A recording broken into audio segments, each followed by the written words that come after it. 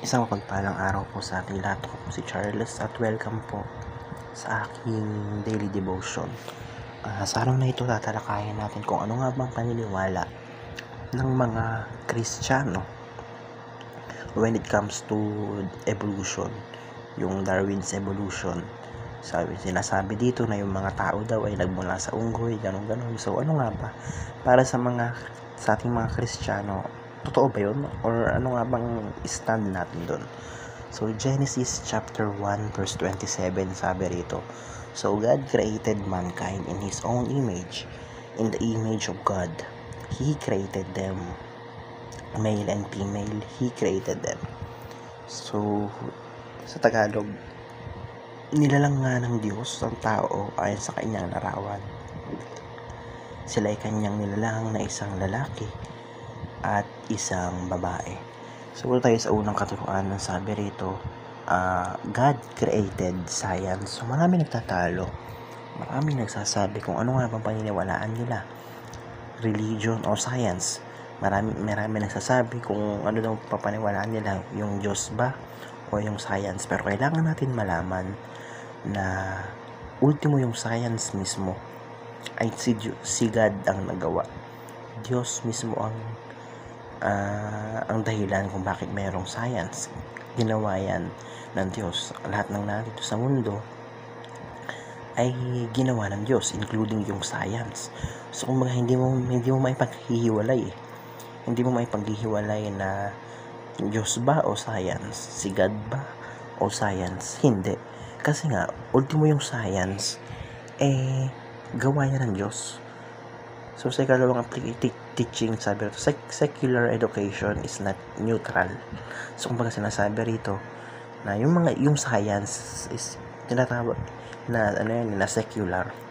Kumbaga walang Diyos diyan. Nasabi rito, it is not neutral. So kumbaga hindi totoong walang Diyos diyan. Hindi totoong walang Diyos when it comes to science. Kasi nga lahat ng pinag-aaralan dito sa mundo, lahat ng nag-e-exist dito sa mundo, kaya ka nagiging curious, kaya ka nag-aaral, kaya ka nag-iimbestiga dahil nandun ang Diyos, dahil kasama mo ang Diyos doon sa mga time na iyon. So sa ikalawang teaching, sabi nito, Christians must engage in science. So yun nga, dapat tayo mismo, tayong mga Kristiyano, ay mag-engage mismo.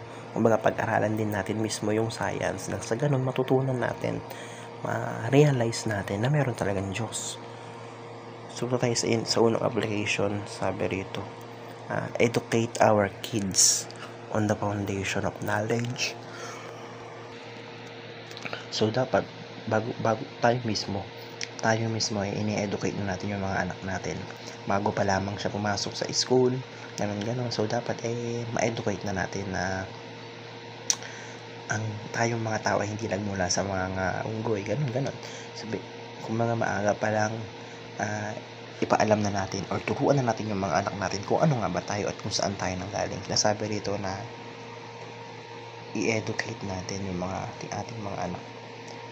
So sa ikalawang application, sabi rito, expose secularism as a religion against God. So yung secularism kasi is yung, kumbaga, parang relihiyon yan relihiyon yan ng mga taong galit sa Diyos or mga taong ayaw sa Diyos. So expose it, kumbaga yun nga, ay yung mga taong iyon ay against sila sa God. Yung mga scientists na yan na prove nila na walang Diyos, ganun, they are against it. So sa ikatlong application, sabi ito, engage science as a domain territory of Christ. So yun, dapat pinag-aaral tayo ng science para kay Kristo. Nag-iimbestiga tayo unang-una dahil kay Kristo. Kumbaga si Kristo yung pinag-aalayan natin ng ginagawa natin. Kaya tayo nag-aaral ng siyensya para kay Kristo. Kumbaga kasi kay Kristo rin yun teritoryo ni Kristo yun yung science lahat ng, kagaya nga na sabi ko kanina, lahat ng nandito sa mundo ay kay Kristo. So yun lamang po, napakaraming tutunan sa araw na ito. Glory to God.